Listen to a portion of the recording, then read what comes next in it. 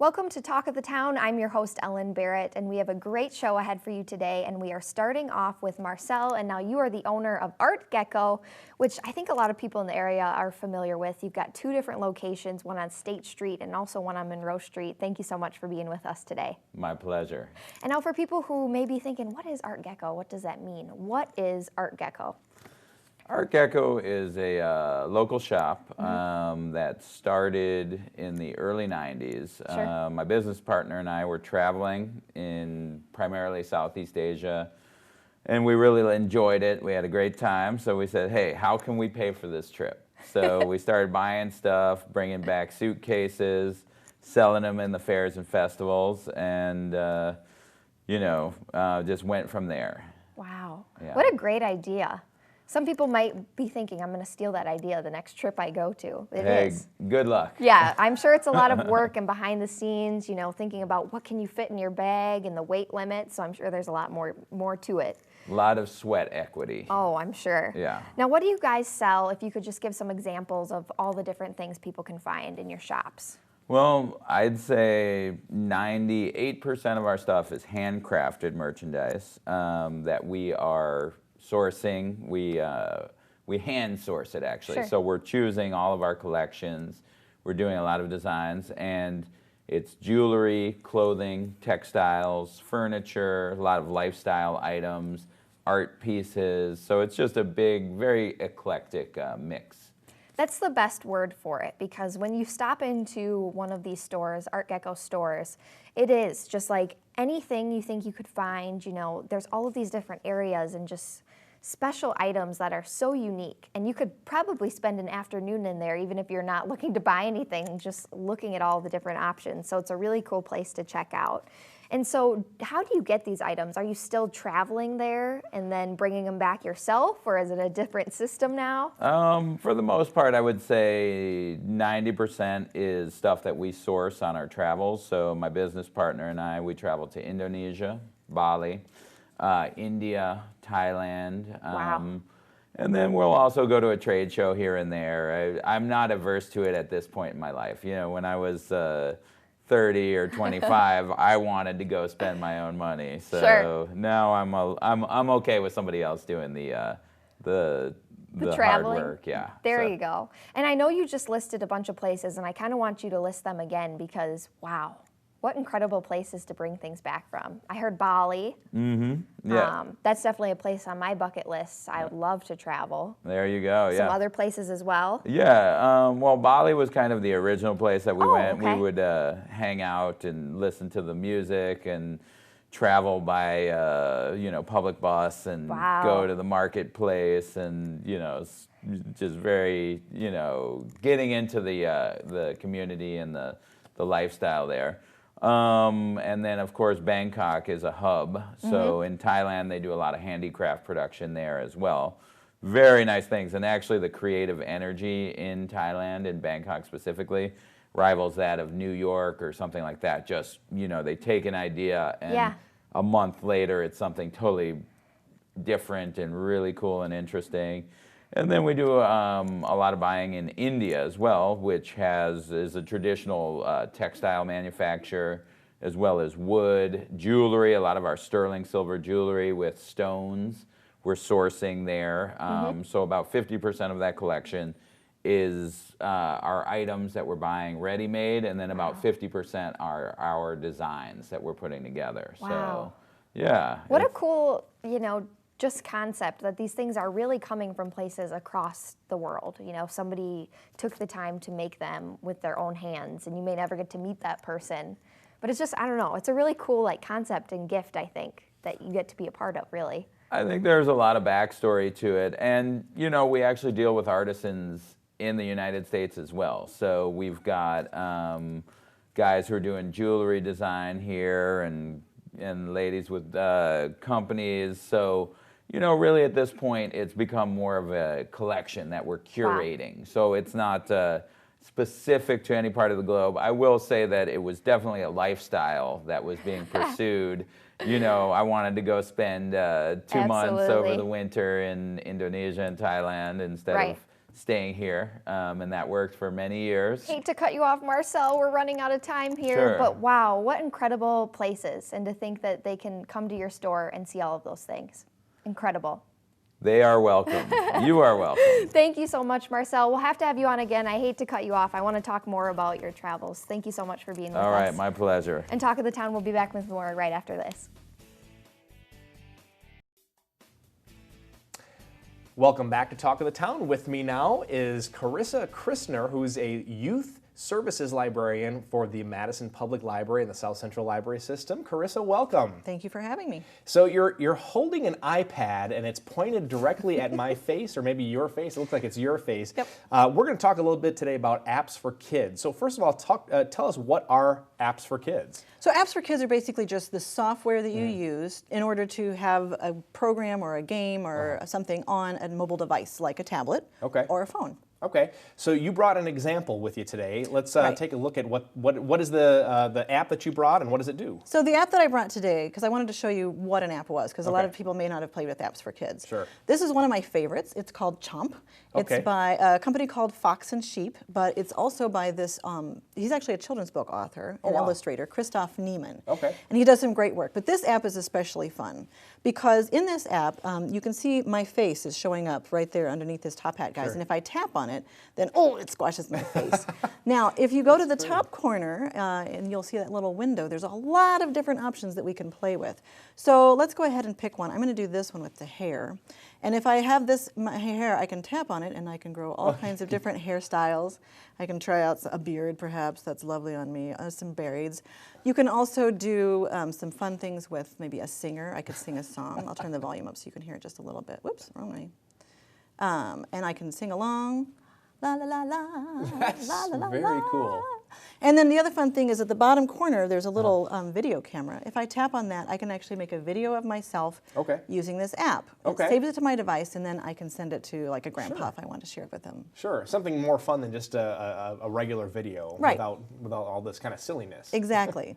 So one of the cool. things I like about this app is that it really does appeal to to kids, but also to grown-ups. I think they Absolutely, think it's a I lot would of have fun so. with this. Yeah. I'm serious. When you were showing me this before the show started, I was seriously considering going and downloading it on my iPad after the show. So, so let me ask about this. While you're having fun, maybe you can put me on that. I'll put it in. I'll put you on it. Yes, I'll do that. Yeah, let's do me real quick here. How about if I do a picture of you? Okay. I'll take a picture of you, because you can also do a still shot if you want to. All right. Oh, there's There's me. you. All right. Okay. So then let's use the I photo. don't think I was looking at the camera. But, That's ooh. all right. We'll just put you on there. You'll be sideways. It'll be all right. All right. So there's your face. I've centered it, sort of. There we go. Good enough. I'm going to hit OK. And now your picture shows up, and you're a panda. Oh, that's cool. So this is especially nice if you want to take a picture of, say, like your cat. Sure. Because your cat's not going to sit still for you to take a video That's of true. them. So That's true. We'll make you be a Superman. There we go. All right, I like that one. Nice. All right, now and I can can put fly. this down. Oh, look at that. That's so cool. I'm flying. I'm flying. Yep. So libraries can't exactly loan apps to patrons. Right. So what's the connection between apps and libraries here? Well, librarians have for a very long time, pretty much since the beginning of librarians, been recommending different kinds of media for families, right? We recommend books that are a good fit for your family. We recommend movies that might be nice for your family, like the right age groups or your interest levels. So I think that apps are just another form of media, and it's really within our purview to be recommending what apps we think are really high quality ones that are the best fit for your family. High quality apps, and I think that's a really important thing to note. However, there are a lot of parents who are becoming much more aware of screen time and trying to avoid exposing their kids to a lot of screen time. So Right. are these apps still okay for kids to use? So- are there certain age recommendations? There is a lot of talk about that. And for me, it's a lot more about the content that you're Sure. using and the context in which you use it in. Sure. So for instance, if you have a 2-year-old and you wanted to use, say, FaceTime or Skype, a video chatting service with your grandparents, that's fine. I know that the American Academy of Pediatrics doesn't recommend apps or screen time for kids that are under 2. Right. But if it's something like that where you're really connecting to another Sure. family member or friend, I think that's a totally appropriate use of it.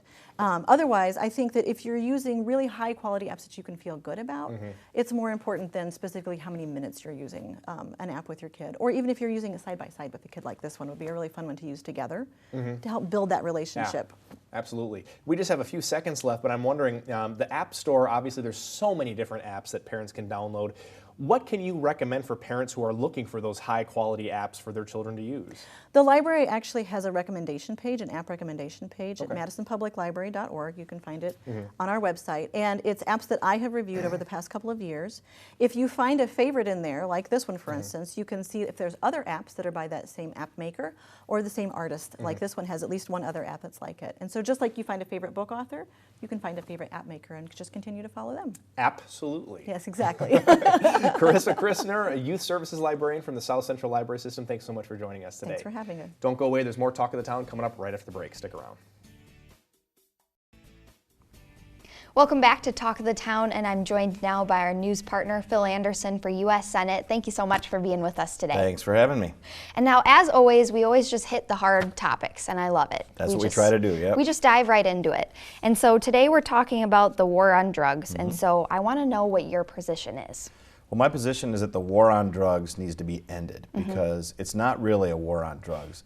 It's a war on people and their personal choices. So people should be allowed to eat, drink, consume what they want as long as they're not harming anyone else. And the idea that our personal choices are made illegal and then prosecuted in that way, to me, is completely anti-liberty and anti-person. So I'm guessing your beliefs are as well that the war on drugs isn't really about drug use. Not at all. It's, as a matter of fact, recently it was uncovered that one of the people in the Nixon administration who was involved in implementing the war on drugs, that they knew at that point that it was really a war on people of color and a war on people, on poor people, and that they knew that from the get-go. And certainly the statistics have borne that out to be the case. But they knew that ahead of time, so I would classify that as not an unintended consequence, but an intended consequence of what they're calling the war on drugs. Now, has the war on drugs affected drug use, would you say? No, I mean, clearly not. People's attitudes about marijuana have changed for the better over the course of the war on drugs. If it were effective, then people would not want to be using marijuana and other drugs, but clearly that use has gone up and become more accepted in society, and that's why you see support for legalization in Wisconsin and throughout the country, and rightly so. So I think it's had the opposite effect of what they thought they were going to do, as well as enriching professional criminals in Central and South America who produce drugs to be imported into the United States. Now, I know you talked about two intended and unintended consequences, so let's kind of go over some of those different consequences from the war on drugs. Sure. Well, one of the biggest things is that people of color, mainly young black men, have been incarcerated at a greatly higher rate than any other group, 5 times. And they know from surveys that drug use is roughly the same between demographics based on color and class, et cetera. But the black men have been incarcerated at 5 times the rate as white men or other demographics. So this not only has the consequence of black men being in jail, but the disruption of families and incomes, and then people being put in jail for crimes that have no victim, but then being incarcerated with people who are professional criminals and being involved in that lifestyle, having problems getting a job when they get out. All of these other things that have had a huge effect, especially on the black community. A big unintended consequence of the so-called war on drugs.